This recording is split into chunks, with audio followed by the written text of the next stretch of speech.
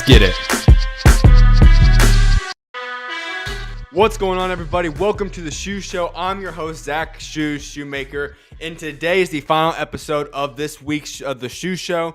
And man, it's gonna be a special one. I told you guys all week long that today's show was practically going to be entirely reserved for a preview of what's about to go down tomorrow. We are on the eve of one of the biggest fights that in British history, if we're going to be honest. And Eddie Hearn actually said something that was unique about what's going to happen tomorrow. And I just want to echo that sentiment because it is a fact. When you talk about what's going to be going down tomorrow in Britain, one of the biggest fights that could be made today, I think it's second to only Tyson Fury and AJ. You're talking about a fight that makes it so special because every generation is involved and is looking forward to tomorrow's night's fight. Because what you have set tomorrow is a situation where the current era boxing fans, those of us that are, 40 and under, all know who Chris Eubank Jr. is, all know who Conor Benn is. But the thing that makes this so special and unique is that these are the sons of two all-time great British fighters, Nigel Brennan and Chris Eubank Sr. And so every generation is now going to be tuned into this fight, and that is why we have a sold-out Tottenham Hotspur arena, or stadium, I should say, being sold out for tomorrow. We're going to be having upwards of 65,000 people inside of a stadium watching tomorrow night's fight in what is expected to be incredible. That being said, though, it's time to break down what to expect tomorrow. And there's no way I could start off anything other than talking about the main event. Chris Eubank Jr. and Conor Benn. Listen, this was a fight that was supposed to go down a couple years ago. Conor Benn had his PED issue, got suspended, was not able to find home soil for quite some time, got that all cleaned up now, and we finally get this fight booked and ready to go. But that does not mean that this did not happen without tons of controversy. Because in this build-up now, we've got ourselves into quite the situation. And I have to start off with what happened this morning. There's no other way than we discuss that. First and foremost, I'll say this. Everybody on the card made weight, and pretty normally as well. From obviously everyone from CBS and Brandon Glanton all the way up to Anthony Yard and Lyndon Arthur. Here's where it gets tricky though. The main event comes, and this is why I'm going to start with the main event. Conor Benn gets there early, right on time, hits his weight, but I will emphasize this a little bit. He weighed in at 156.4 pounds. That's 3.6 pounds under the limit. Not shocking. I don't think anybody thought he's actually going to reach the 160-pound limit because, listen, this is a guy that's fought at 147 his entire career. He's moving all the way up to 160 to make this fight happen. So him being a little bit underweight by 3.6 pounds was not shocking. Nothing wrong with that. A-okay, he's good to go. However, that is still noticeable that he's going to be weighing 156.4 pounds. Not sure how much he's going to rehydrate up towards, but I can't imagine it's going to be much. I think he looked pretty fresh, looked pretty good today on the scales. That was not the case for his counterpart, the man is going to be fighting in the ring tomorrow, in Chris Eubank Jr., who weighed in at 160.2 pounds. Then he re-weighed in at 160.05 pounds. This is why it gets really interesting. This was always going to be a situation where Chris Eubank Jr. has, yes, made 160 multiple times, as recently as just last year. But it is a tough weight class for Chris Eubank Jr. to get down to. I think his most comfortable weight class he's supposed to be fighting at is the 168 weight class. This is not no 168. And anyone that's now seen the videos come out, it was a brutal weight cut for Chris Eubank Jr. He did not look good at all. And it puts the fight a little bit in the balance of, okay, what's going to happen? There's certainly uncertainty at this point in time. Now, is that something that's good? Absolutely not. But I think the fight will go forward. But the one thing to look forward to is what happens tomorrow. Because today he was fined $500,000 for missing weight. But there's another weight clause and rehydration clause placed into this. And that is that by tomorrow morning when he wakes up and he weighs in, he cannot exceed 170 pounds. There's only a 10-pound rehydration clause set for this now. If not, that penalty will likely be in excess of about $1 million. Now listen, the purse bids between these two guys, Conor Benn and Chris Eubank Jr., were extremely high. So they're still going to be making massive amounts of money. But the fact that Chris Eubank Jr. has now been fined $500K, he's been fined $100K for the egg slaps controversy thing. He could be fined upwards to $1 million if he misses the weight cut tomorrow. This is a man that could be losing a lot of money, closing in on nearly $2 million in fines before he's even stepped foot in the ring. That's potential. So now that we have this information set in terms of the weights and what's going on there, let's preview this fight now. I've had many different people come on the show, though, over the past couple of weeks and break down this fight. But now it's time for you guys to hear my thoughts entirely on this fight. Who do I have winning to begin with? Well, the easy answer here is Chris Eubank Jr. We're going to see something similar in September when we see Bud Crawford fight Canelo Alvarez in terms of a guy moving up multiple weight classes to go make a big mega fight happen. This is a little bit different, though, because Conor Benn, all due respect to him, is not Terrence Bud Crawford. He's not the pound-for-pound, debatably number one fighter in the world. Conor Benn's a good fighter, but he's not that. But at the very same time, Chris Eubank Jr. is not Canelo Alvarez. So there is a little bit of a similarity you can see between the two of them. But now that we look at the weight issue, this was always going to be the primary emphasis of this fight. And I say this because when you talk about the weight advantages, weight classes for a reason, Chris Eubank Jr. was always going to be the favorite. When you talk about having the advantage on a height, reach, and weight scale, that's going to be a difficult opposition guy to go out there and fight against. But that's the situation Chris Eubank Jr. is in. However, seeing how difficult this weight cut was for him, I don't think Chris Eubank Jr. is going to be anywhere near 100% or maybe even 90 or 85 or maybe even 80% of himself tomorrow. While his opposition will be at 100% of the potential Conor Benn he could be at tomorrow. And what I expect is, listen, Chris Eubank Jr. has only lost 3 fights his entire career. He's 34-3, 25 KOs, while Conor Benn 23-0. Conor Benn, though, has not looked exceptionally sharp in his previous couple of fights. He's been very, very inactive due to the suspension of PEDs and then fighting guys that are not very good. Let's just be honest and say it blunt right there. Conor Benn has not been fighting these guys that are elite fighters over the past couple of years, and those guys that he has stepped in the ring with are not guys that you would consider elite opposition. So that was always a sense of questioning that I would have towards this fight. While Chris Eubank Jr. has had a great performance just last year and looked very, very sharp.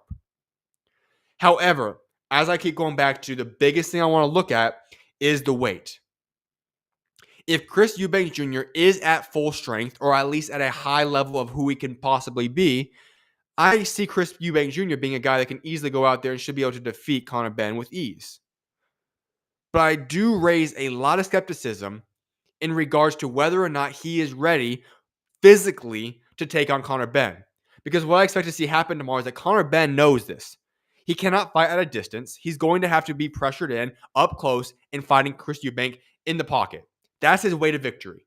He's going to have to utilize his power, get in tight and close the gap, close the space, balance all that, and get in. While Chris Eubank Jr. is going to have to utilize his leverage, his height, his length, and be able to create distance on Conor Benn.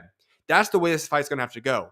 If Conor Benn has the energy, which I think he will have, by getting inward and getting into the pocket against Chris Eubank Jr., we could see a massive, massive upset tomorrow night. That's what we could very likely have come to fruition. Because if Chris Eubank Jr. does not have the energy from his body to be able to produce at the level and create the distance, create the space that we think he can do if he's 100%, this could be a problem. And you have to remember, there's another side point I mentioned yesterday that came out. This ring tomorrow will be smaller than typical. Very often in boxing, you will see rings that are roughly between 20 and 24 by 20 and 24, or 20 and 20 by or 20 by 20, or 24 by 24. Somewhere in that range is typically where you see professional boxing fights take place at in terms of the ring size. This fight card will all be taking place on an 18 by 18 ring. You might ask, why is this the decision that they decided to go with? Well, this is the typical ring style you're going to see take place in a place like Mexico. Oftentimes you see it sometimes in Japan as well, but primarily Mexico likes to utilize the smaller rings. What happens in a smaller ring is that you force guys to now have to go and be tight. There's not going to be a lot of dancing around. There's not a lot of extra space to move around. You're going to be forced to be pretty much close, toe-to-toe with each other. Now, there is some space, obviously, but much, much shorter than other rings you're going to go into. This will be more impactful, I believe, in other fight cards I'm going to go break down momentarily. However, this still helps Conor Benn a ton. Because Conor Benn is going into a situation where now Chris Eubank Jr. is going to be even in a more difficult position to create the distance that he needs to be able to pull off this win on Conor Benn. So that's something to definitely keep an eye on. Now, going back into this fight, my final prediction, yes. I really was set. I had Chris Eubank Jr. as the guy I was picking as of last night when I created these notes. And I've been going back and forth ever since this point. Because the weight I really look at the weight, and he did not look good at all. That video of him trying to weight cut and cut that font. Because listen, when he moved in there at 160 point or 160.2, and then he comes back and he still is 0.05 pounds off from the weight, that did not look good. He looked very, very bad. And the fact that he's not going to be able to replenish his body fully, only has 10 pounds to possibly gain back, he's going to be a fraction of himself tomorrow. That concerns me in terms of this. So I will say this. Does Chris Eubank Jr. have the advantage tomorrow night? Absolutely. But did my odds for Conor Benn drastically skyrocket over the past 12 to 18 hours? Without a shadow of a doubt. Where I'm honestly confident and comfortable saying that I would not be shocked if we see Conor Benn emerge tomorrow with a victory. If I were to put money down on it, I think I would still pick Chris Eubank Jr. But if I continue this trend and if he does not make weight tomorrow at 170 and there's a struggle there, I'm probably going to favor myself to go with Conor Benn. As shocking as that is to say, that is what I feel like could possibly happen. Because you have to think of one other aspect here. When I look at this fight, Chris Eubank Jr. is the older man. He is not the same fighter he once was. And you could say that about Conor Benn as well. But for Conor Benn, he's still younger than Chris Eubank Jr. He hasn't gone through everything that Chris Eubank Jr. has gone through. And when you look at the negotiations for this fight, there was two big emphasis that Chris Eubank wanted. Chris Eubank Jr. wanted to make sure that he had the money, the finances, and the A side. That's what Chris Eubank Jr. He wanted money. He wanted to cash out. Conor Benn's mindset was a little bit different than that. If anybody looks at the details of this negotiation process, Conor Benn essentially said, "I will do whatever it takes to get in this fight, make it happen. However, I'm going in there to win." Being the A side does not matter to Conor Benn, nor does the financial gain as much so as it does for Chris Eubank Jr. But Conor Benn wanted to make sure it was a smaller ring, got that done. Conor Benn also wanted to make sure there's a rehydration clause in there. He wanted to make this fight as winnable as possible for himself because I think his mindset is 100% on realizing, listen, there's a legacy involved here, and I have a chance to go out there and shock the world and make a big, big win statement tomorrow night. But here's another thing I want to throw out there for everybody. When it comes to Conor Benn, he has the greatest chance of being the winner of the night. What do I mean by this? Obviously, if he wins, he wins. Yes, obviously. I just said that's possible. But if Conor Benn goes out tomorrow night and puts on a great show, makes it a very, very competitive fight, and challenges Chris Eubank Jr., who is a guy that a lot of people see could have had a title shot at 160, 168. If he challenges this guy 2 weight classes up for himself, this opens the door to an entirely new world of opportunities for Conor Benn. I don't know if he's going to be able to go back down to 147. But if he does, what's to say that he couldn't go have a mega fight with Jerome Boots Ennis? Unify with a guy or go up against a guy like Brian Norman or Mario Barrios, or 154 challenging a guy. I don't think it's going to happen, but let's just say the champions for while we're at it. You have a guy in Bakar Murzavaliev, Bud Crawford, Sebastian Fundora. Virgil Ortiz would be a big fight. And if he can challenge so much so of a guy like Chris Eubank Jr., what's to say he can't get in the mix of a guy against like a guy like Laura, Janabek, or Adames? 160, I don't think he's going to go up there, obviously not. But when you look at the 3 weight classes that he hypothetically could reach, this could get very, very interesting for what Conor Benn can reach tomorrow night. Because as long as Conor Benn goes out there and has a good performance, there's no reason that Conor Benn can't emerge from this, overall, when you look at the grand scheme of his career, victorious because of the opportunities it presents. For Chris Eubank Jr., he wins financially. He is getting a massive bag. Now, he's losing a lot of that, but he's still getting a massive bag, and he's on the tail end of his career. Chris Eubank Jr. wins tomorrow. It's a great thing. It's a great night for boxing. It's awesome to see him have that. But him beating up a guy, everyone's always going to go out there and say, hey, you defeated a guy that is lower weights than you. But the biggest guy with the opportunity to win tomorrow night is Conor Benn. So that's something to keep an eye on in terms of that fight. Because this will be a massive main event. The place will be rocking, and that's what we have to look forward to for that fight. Let's head over to the co-main event now, all right? Anthony Yarde versus Lyndon Arthur III. Okay, I get it, everybody. Nobody really wanted this trilogy to occur, but we are in a position now where, guess what? A trilogy is going to occur. Lyndon Arthur, Anthony Yarde are going to go at it. Let's look at the trilogy history real quick. Let me set the landscape for you guys. 2020, they had the very first fight. Arthur wins that fight by decision.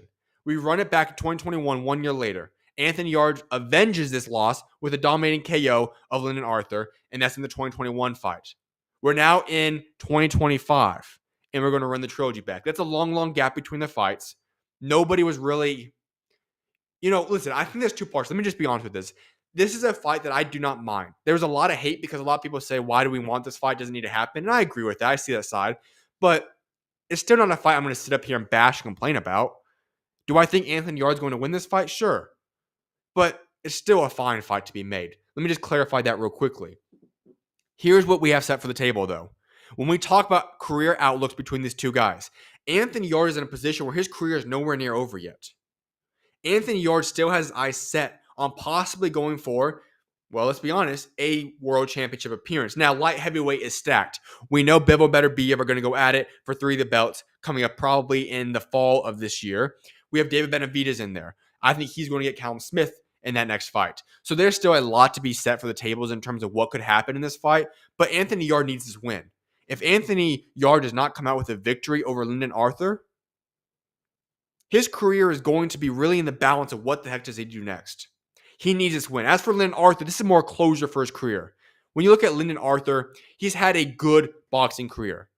And if he gets the finishing touches of winning the trilogy on Anthony Yarde, that would be huge for him. It might even set him up for a position where he says, you know what, I can step away from boxing going forward now, if that is what he wants. This is a type of fight you can walk away because Lyndon Arthur is not going to go beat Bivol or Beterbiev or Benavidez. I feel like this is probably the best opponent that he could possibly fight where a victory could be sensible, if that makes sense. I don't see it being a guaranteed victory. Like I said, I favor Anthony Yarde in this one, but I see that this could probably be the most realistic, high-ranking opponent that he could fight and possibly get a win on. So could this be the final time we see him in the ring with a victory on a big stage? Very possible. Let's break down what you're going to look for in this fight now.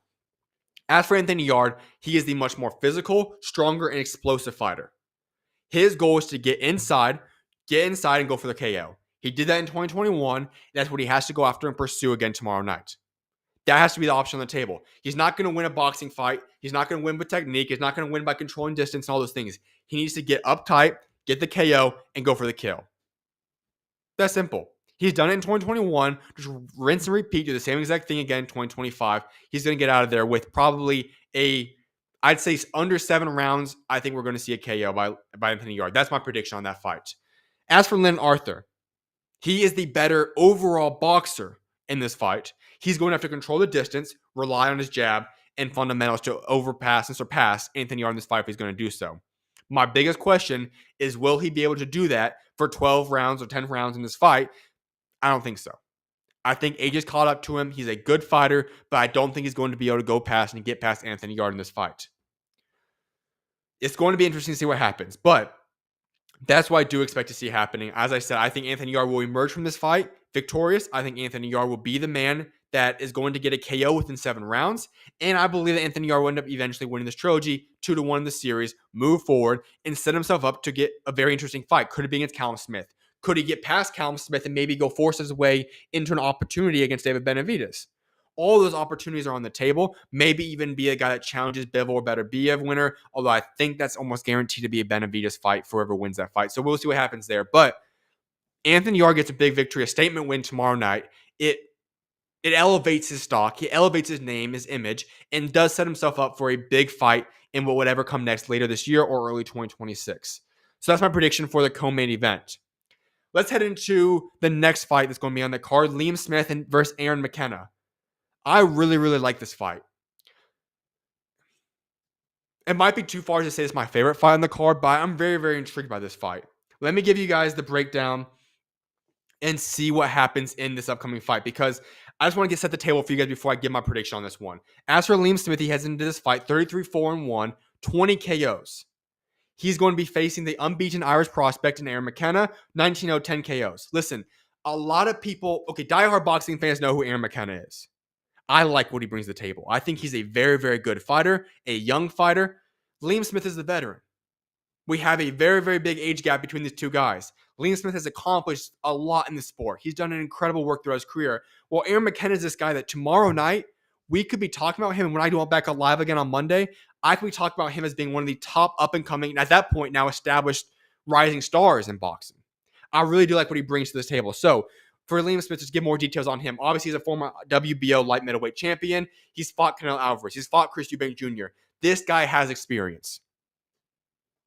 Sometimes experience can overcome youth, can overcome agility, can overcome athleticism, and so on and so forth. He's been in the ring. He knows what big fights are like. This will not be a shell-shocking experience for Liam Smith tomorrow. That will be the case for Aaron McKenna. This will be the biggest stage he's going to fight on. Listen, 65,000 plus people, it doesn't get much bigger than this. So, Aaron McKenna, though, he's only 25 years old. He's a rangy middleweight. He has strong amateur pedigree, and this will be his toughest fight of his career. Obviously, when you just look at that factor right there, yes, there's a lot on the table for him. There's a big gap between experience and non-experience. At the same time, I said I'm very, very high on Aaron McKenna. Here's what we're going to have to look for in this fight now. For Liam Smith, he has not fought since his Chris Eubank Jr. stoppage. He's coming off of a very, very long break, and he's 36 years old at this point in time. That is a pretty significant, notable fact right there. When you talk about experience, he has that. But when you're looking at a fight where you do not have consistency in the ring for this amount of time, and you're at this age and you're fighting a guy that has been pretty active overall, has 10 KOs, 19 wins, is a young fighter, Aaron McKenna does have the advantage when you look at it from that standpoint.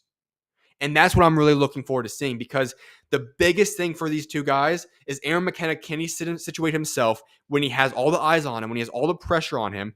Can he put himself in a position to still focus in and not be drawn away and unfocused by the attention being brought upon him in that fight?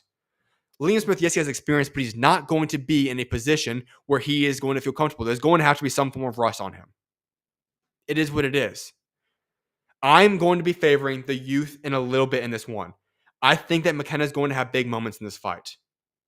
The only thing I do also question is I know he doesn't have great KO power, but I said, when I look at Liam Smith, he's not been in the ring since the Chris Eubank Jr. stoppage. He's 36 years old at this point in time. It's going to be a lot of different things you're going to have to look at where Aaron McKenna is coming in here fresh. And I would not be shocked when I go back live on Monday to come out here and say, listen, Aaron McKenna has established himself as a legitimate middleweight now. This is the guy for everybody to keep their eyes on. He is going to be in position now to challenge himself for either a title eliminator or maybe even a title fight. I might be very, very wrong here. Like I said, it comes down to the fact if he is not ready for the big moment, this big spotlight, this could be an easy win for Liam Smith, because at that point in time, the experience, what he's already been accustomed to is going to be huge for him. So don't get me wrong. I feel this one is a very, very, almost a 50-50 fight. Depends on the two different scenarios and what's going to happen in this fight. But I do see a chance where Liam Smith, of course, wins this fight. But if I were to put money on it right now, I would favor Aaron McKenna in this fight. I like what he brings here. I think he's going to have some good moments in this fight. And I would not be shocked, like I said, come Monday, for me to be talking about the next rising star in the middleweight division. Two more fights to get into now on this big card tomorrow. I guess on the eve of tomorrow now. I know it depends on where you're listening from, but for me right now it's afternoon time in Arizona. So let's head over now to what's going to be happening in this next fight I want to preview.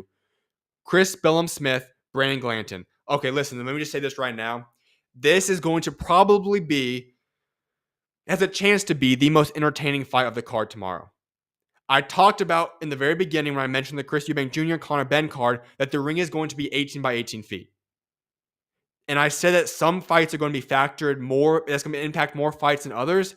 This is what I was referring to. You're going to have two cruiserweights. Now, neither one of these cruiserweights are guys that you're going to look at and say, okay, these are pound for pound type fighters. The likes of a Jai Opetaia and those type of guys, right? Guys that can move around are still powerful. These are two guys that's going to go in that ring, and it's going to be a slugfest. That's the way it's going to go down. Anybody that watched CBS fight against Zurdo a few months ago, people saw that. CBS fights with incredible heart. This man does not back down. When we recall that Zurdo fight, and if anyone hasn't seen it, I'd encourage you to go see clips of it. Zurdo beat him down the entire fight, yes. But when you talk about the way that CBS stood up that entire fight, he was taking a brutal punishment, and he just kept going and kept going and kept going. And listen, I think Zurdo and Jai Opetaia are far up and above everybody else in the cruiserweight division. This is nothing against CBS. He's a very, very good fighter, and as is Brandon Glanton. And when you talk about putting these two big guys going to be slugging it out, I don't think even if you had 24 by 24 foot rings, I think these two guys would go out there and thug it out for the entire fight duration of that fight, however long it lasts. But when you talk about putting them in an 18 by 18 ring, oh my goodness. These two guys are going to put on a show tomorrow. Is it going to be the best high-level boxing? Probably not. But for those of you that just want to see high action, big-time fights, big-time punches, this is the fight to go see. So let me break down and set the table for what to expect in this fight. You have the WBO Cruiserweight Champion Chris Smith, former one, I should say, 22-13 KOs. He's obviously coming off his loss to Jai Opetaia. And as for the American Brandon Glanton, he's 22-17 KOs. This will be a 10-round fight.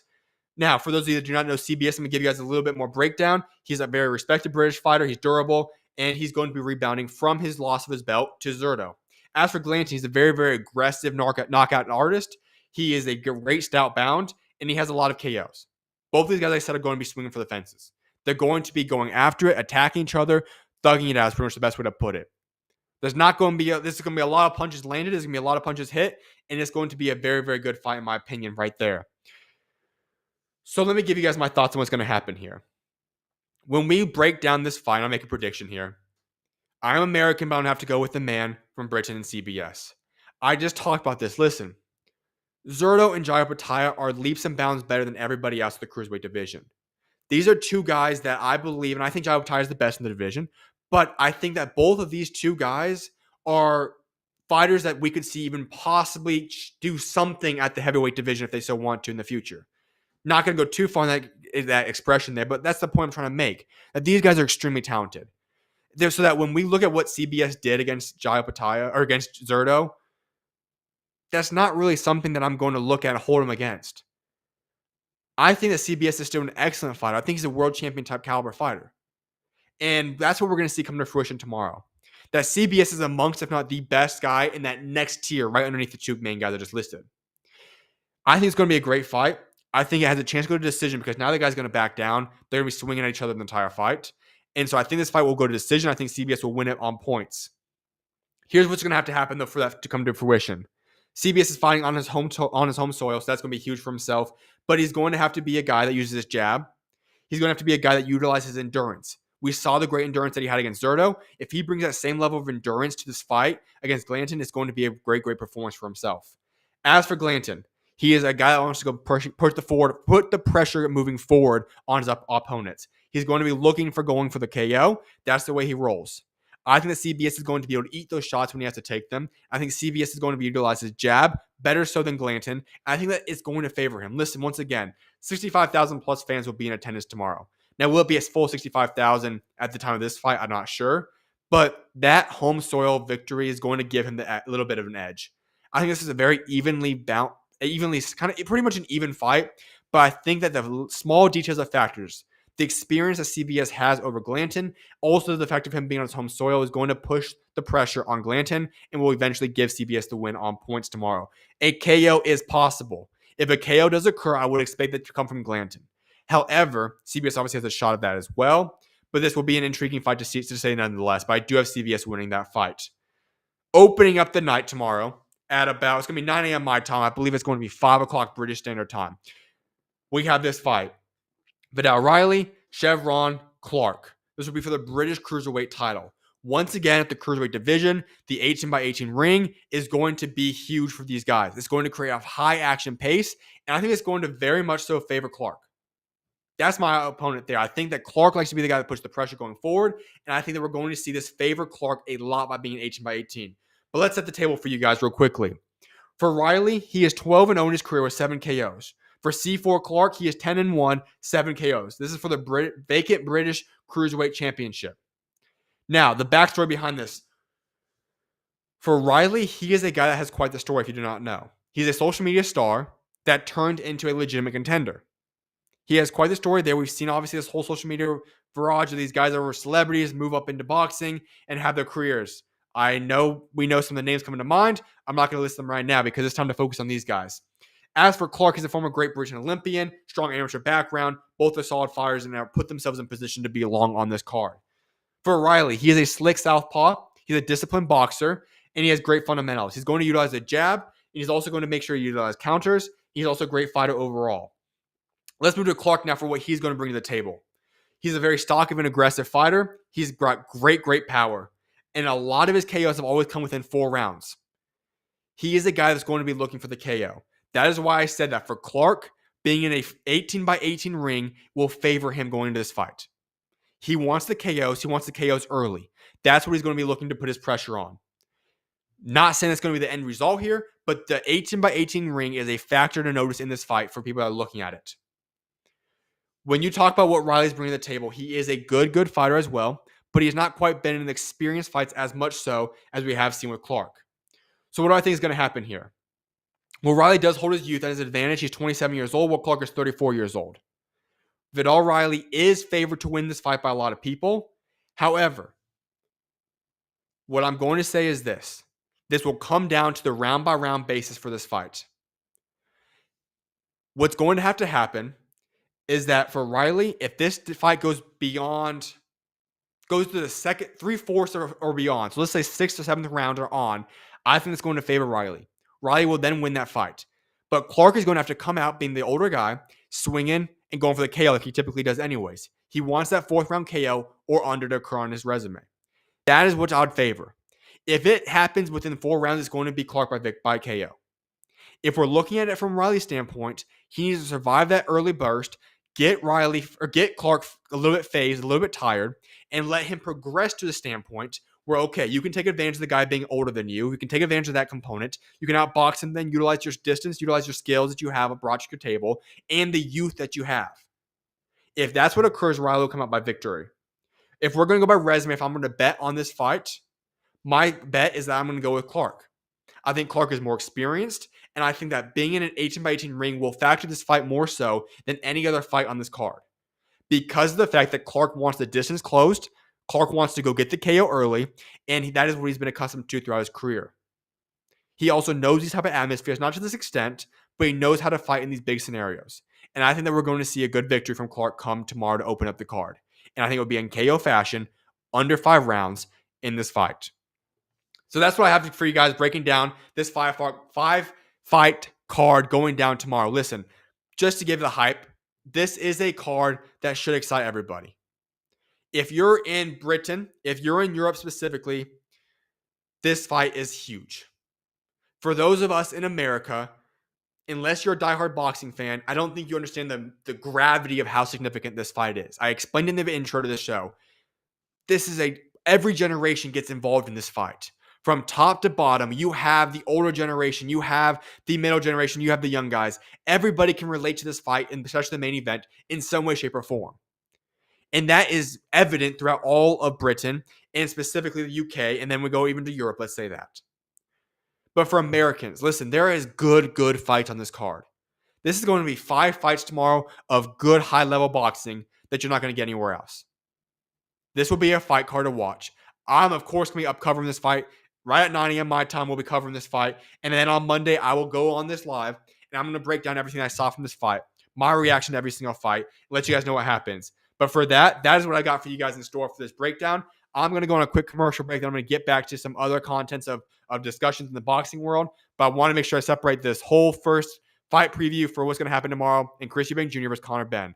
I'll see you guys very shortly. May God bless you guys. See you guys in 2 minutes.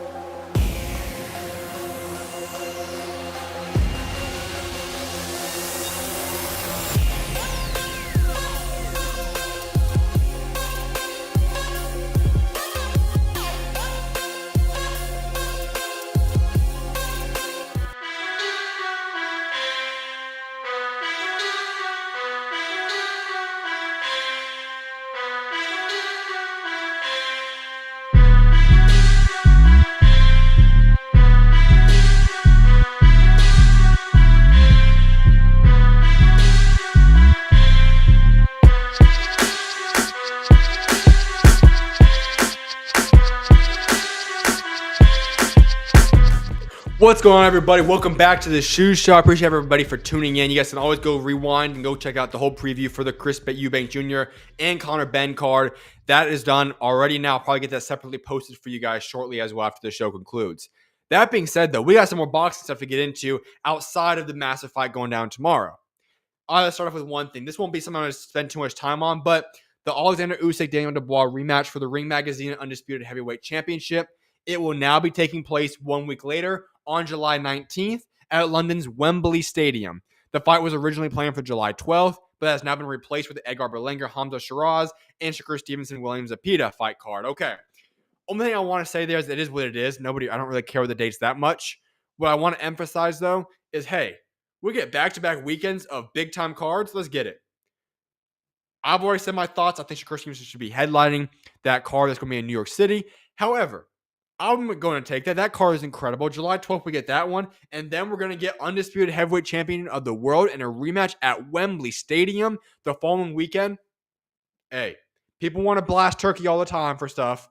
Do what you need to do. All I'm going to say is this man's putting on big-time fights. And as a boxing fan, I'm going to sit back and enjoy exactly what Turkey Al-Sheikh is bringing to boxing in this standpoint. Because those fights, you guys can take the politics, you can take whatever you guys want out of it. I'm a boxing fan at heart, and I'm excited to go see what these cards are going to look like.